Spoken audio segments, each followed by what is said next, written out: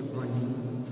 आज online class के अंतर्गत में हम बीएड सेकेंड ईयर की भौतिक और रसायन विज्ञान के अंतर्गत में आज हम भौतिक और रसायन विज्ञान शिक्षक के क्या उत्तरदायित्व होते हैं हम उनके बारे में हम अध्ययन करेंगे, क्योंकि जब तक टीचर अपनी भूमिका नहीं निभाता है तब तक उसका कार्य 100% सफल नहीं हो पाता है।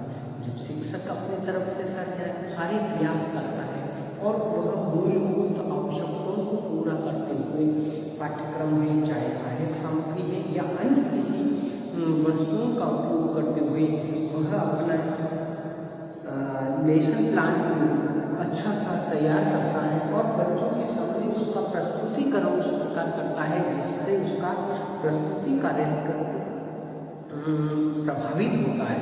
तो शिक्षक को कुछ उत्तरदायित्व दिए गए हैं जिसके आधार पर हम उसका मूल्यांकन कर सकते हैं कि यह शिक्षक किस प्रकार का है। तो पहला आता है कि जिस सब्जेक्ट का है उस सब्जेक्ट का पूर्ण ज्ञान,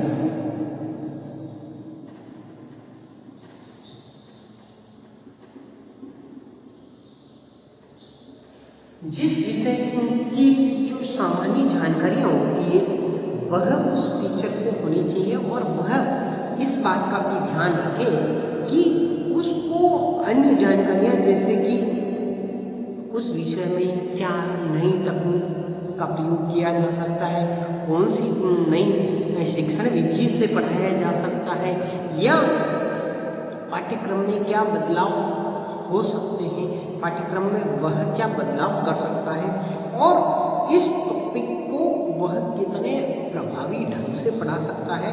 जरूरी नहीं है कि जो आपके सिलेबस में दे रखा है उसी के अकॉर्डिंग आप पढ़ाएं, आप उसके अन्य टेस्ट का भी यूज कर सकते हैं, अन्य बुक्स का भी रेफरेंस बुक का उपयोग कर सकते हैं, अन्य पाठ्य सामग्री का पत्रिकाओं का उपयोग कर सकते हैं। तो टीचर को चाहिए कि वह अपने विषय के बारे में पूर्ण ज्ञान रखे और उस ज्ञान को सही ढंग से संजोए और अपने बालकों तक पहुंचाए। दूसरा है उसमें प्रयोग करने की क्षमता।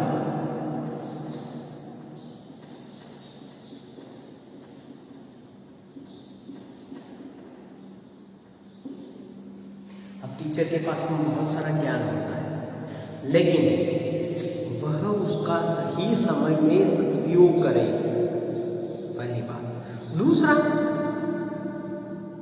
जिस तकनीक से अभी तक पढ़ाते आ रहे हैं या जो व्यवस्था चल रही है उसमें बदलाव करने में उसको डर लगता है, वह देखता है कि क्या मैं इस बदलाव को करूँगा, क्या इसको मैं रुचिपूर्ण बनाने के लिए क्या प्रयास कर सकता हूँ।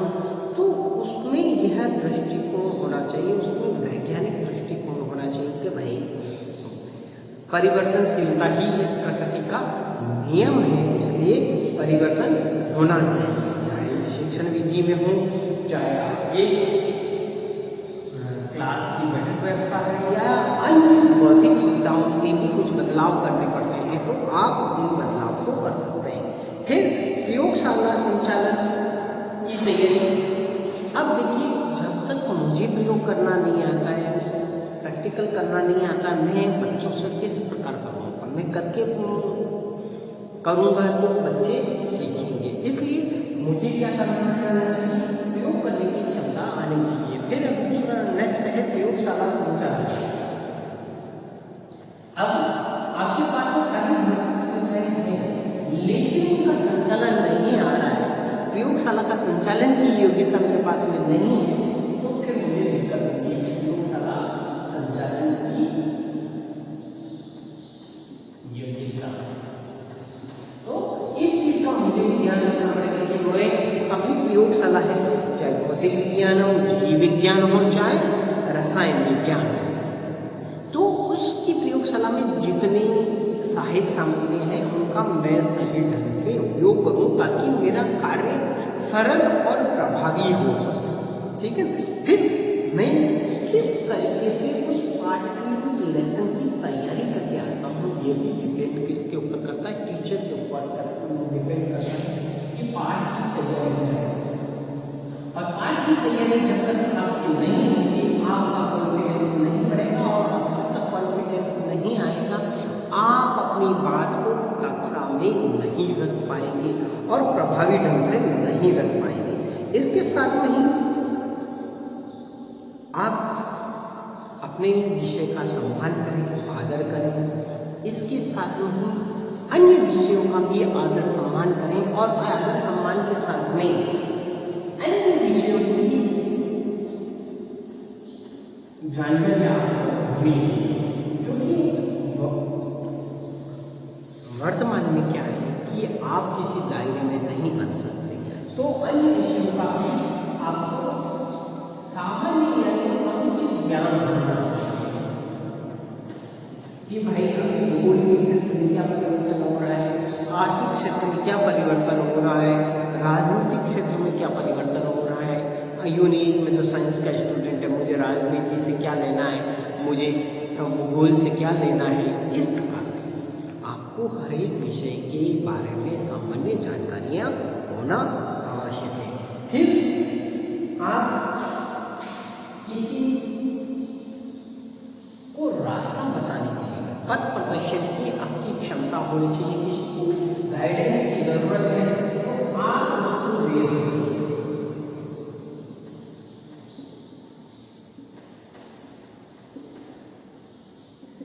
ठीक है, पथ प्रदर्शन की क्षमता उसमें होनी चाहिए। ठीक है ना, और इसके लिए आप बालकों में इसका विकास करने के लिए उनको आप भ्रमण पे ले जाइए। आप उनसे कभी एक ऐसी मीटिंग करिए, उनसे बातचीत कीजिए, खेलकूद करवाइए, जिससे उनमें इन चीज़ों का विकास हो। ठीक है, और साथ ही साथ में उनको कभी रेडियो स्टेशन पे ले जाएं, कभी रेलवे स्टेशन ले जाएं, कभी हवाई अड्डा आपके पास में है तो वहाँ ले जाएं, और हॉस्पिटल ले जाएं। इस प्रकार उस स्थान के बारे में उनको जानकारी तथा उनकी सफाई व्यवस्था है, उनकी व्यवस्था किस प्रकार होता है, किस प्रकार उसका संचालन होता है, इन सब की जानकारियाँ उनको होनी चाहिए। फिर नवीन सामग्री से संपर्क, आप इन पाठ्य सामग्री के साथ साथ में नवीन सामग्री के संपर्क में भी होने चाहिए।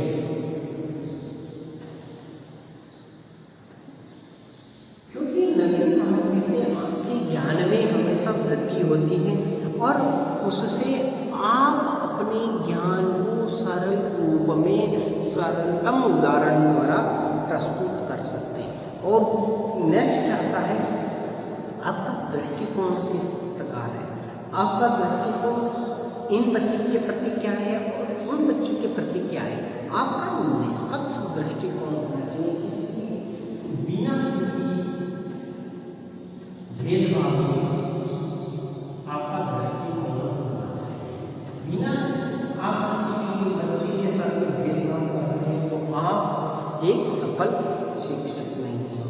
फिर आप में सहनशीलता, विनम्रता का होना आवश्यक है।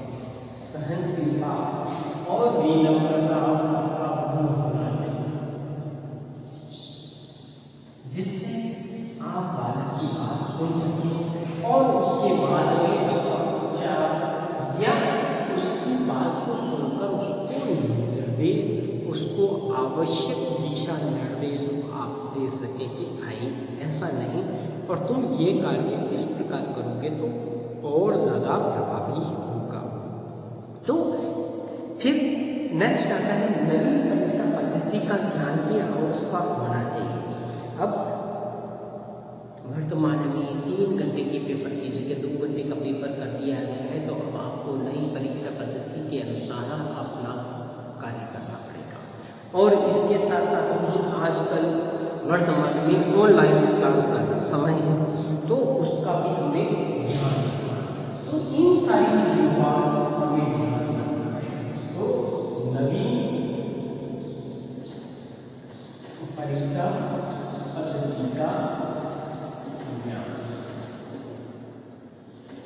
फिर नेक्स्ट है बाल मनोविज्ञान का।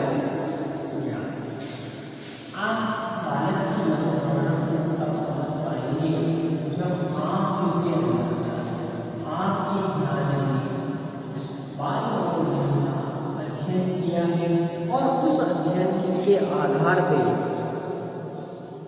आप उसका प्रयोग करते हैं। इसके साथ में आप में आत्मविश्वास होना चाहिए, अनुशासन और नेतृत्व करने की क्षमता होनी चाहिए, साथ ही आपको अभिव्यक्ति करने की कला आनी चाहिए और आपको किसी टॉपिक को बच्चों के सामने प्रस्तुत करने में उसमें किस प्रकार रोचकता बढ़ाई जा सके वह गुण आपके अंतर्गत होना चाहिए।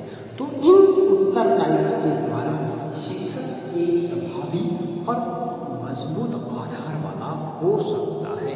इससे क्या होगा, शिक्षक अपनी बात को प्रभावी ढंग से रख पाएगा। तो आज हमने भौतिक और रासायनिक